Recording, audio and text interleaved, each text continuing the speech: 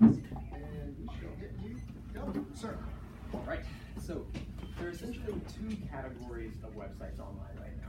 The first category is the majority of sites, and I call them postcard websites. They're basically a postcard, a business card with a URL address. They tell people a little bit about your business, how to find you, how to call you, but your business is a whole other thing. Here's your website, here's your business. Where the internet is going are online businesses, where the business and the website are inseparable. They're almost the same thing, or at least they overlap in meaningful ways. AuthRamp is the bridge between the two. We want to give business owners a way to take their standard, static, stagnant, non-interactive websites and make them more interactive and make them an actual part of their business that generates revenue potentially while they're sleeping. How we do that is we're building a SaaS product that allows any business owner to go into our platform, do a few minutes of setup work, and add a single line of code to their website and start generating revenue from their site while they're sleeping. And what we do specifically are user accounts, membership areas, and payment processing. So I'll show you a quick demo that this actually works. So I am a designer. I don't know how to add user accounts to a website, but I built this little app for the demonstration of today, or for this demonstration. It has a premium area, it has a login, it has a sign up, but that's it. It's basically a piece of paper. I, as a user, can't interact with it in a meaningful way. But I added a single line of code thanks to AuthRamp, and now when I try to access the app page, I am unable to. But I can sign up. I can go in, I can add my payment information, and then I can access that. So instead of going through that process, I'll just log in real quick, save my login credentials, and now I'm in. So from the user's perspective, I was able to come to this website, actually interact, get the thing I wanted, and give the business money. From the business owner's perspective, they were able to do the setup, sit back, and now I'm a happy customer. So a few months ago, we were like, this is cool, we think it's cool, but is there actually demand, right? The market's big, the web design industry is big, but is there really demand for this? So we built a little landing page, put it up online, about 250 people saw it, and out of those 250 people, we got a contract to add AuthRamp to between 1,000 and 10,000 websites over the next 12 months. We're still negotiating, but it's definitely gonna be 1,000, could be 10,000. So first 30 days, AuthRamp has 1,000 plus customers. And what does that look like in terms of cash flow? Between $29,000 and $100,000 in recurring monthly revenue base, and we get in between the money. So we're actually taking 1 to 7% of revenue for any money that those businesses are generating thanks to AuthRamp.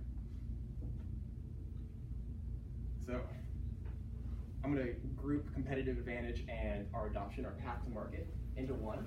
So we put that landing page up, 250 people saw it, and it turned into 1,000 websites. And initially we were thinking, let's go straight to business owners and sell to them, but what we learned is if we sell to designers and developers, they will sell this to their clients for us. So using the designers and developers to get to all the business owners, we're going to focus on building a product, and we are building a product that is 10 times better than the next best thing. I stole these first two from the book of Peter Thiel on building a business. If you can't be 10 times better than your competition, don't bother. So we are doing that. Everything we build right now, we're 10 times better in terms of cost and time to the next best thing, which would be hiring a developer. Once we finish those initial 1,000 websites, 10,000 websites, we're going to attempt monopoly in the designer and developer space. Any designer, any developer with clients, we want them to know who AuthRamp is, and we want to be the sole provider for user accounts, payment processing for their clients. And the cool thing about this type of product is it's very sticky. So as a business owner, if I want to move my clients out of AuthRamp and into another service, I have to extract all of that data. I have to switch the payment processing. I have to onboard the clients, which means send them new links, do all this headache. You're going to lose money. It takes a lot of time. And if you're a designer or a developer and you have 100 clients, 1,000 clients, and now you want to transition all of those people into a new platform, it's a total nightmare. So if someone, and when someone does come along and sees this idea and tries to duplicate it, we're going to have a lot of time to stay ahead, to keep ahead and keep that product 10 times better than the next best thing. And that's pretty much it. In summary, a few months ago, we thought we had a cool idea. About a month ago, people gave us a lot of money because they thought it was a cool idea. And now we're here just to share with you guys and see what you think of it. Thank you.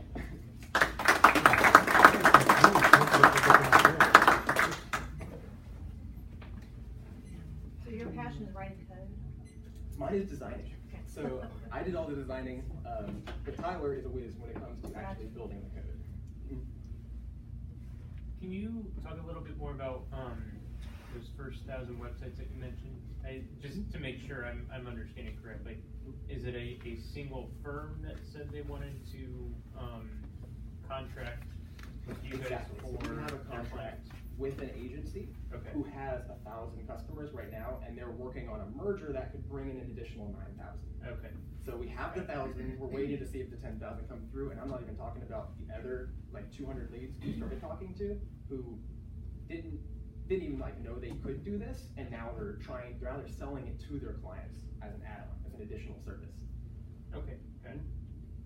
What did you do marketing-wise? You said you 250. I mean, how did you get that exposure? So so the web design platform that I use, it's kind of like WordPress or Weebly or Wix or whatever. I have like a little bit of a following on there.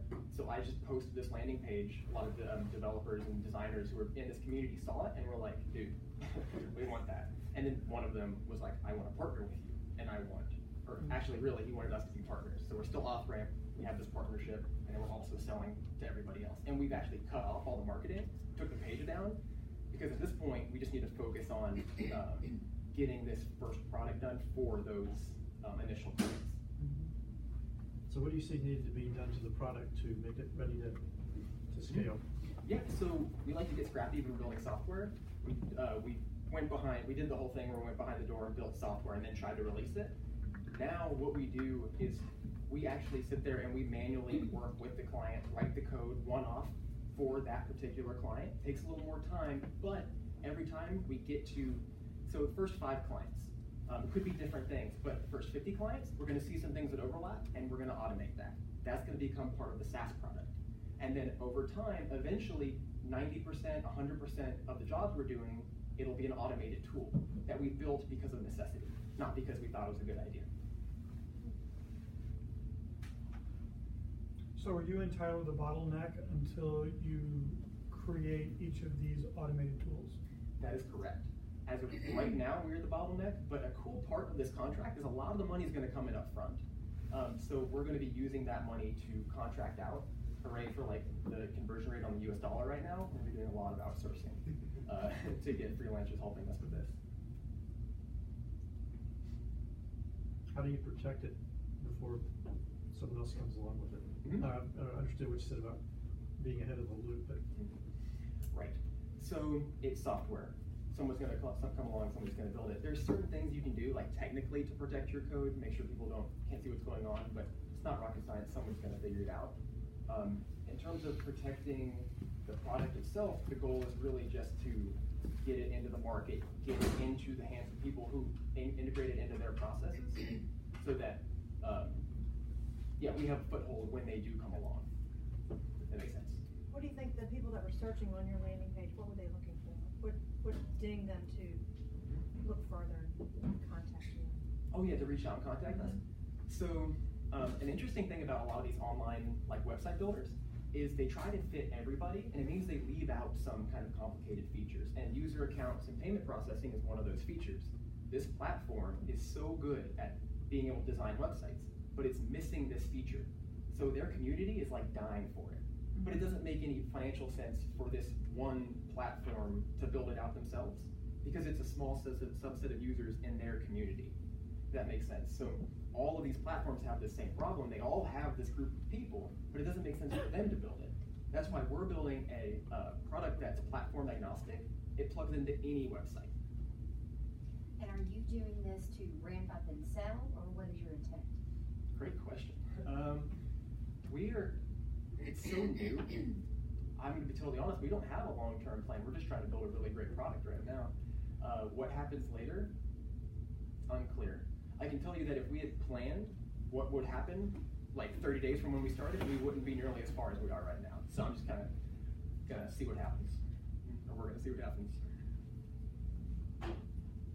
So what allows you guys to pivot like that? Do you have full-time jobs, or is this the full-time job?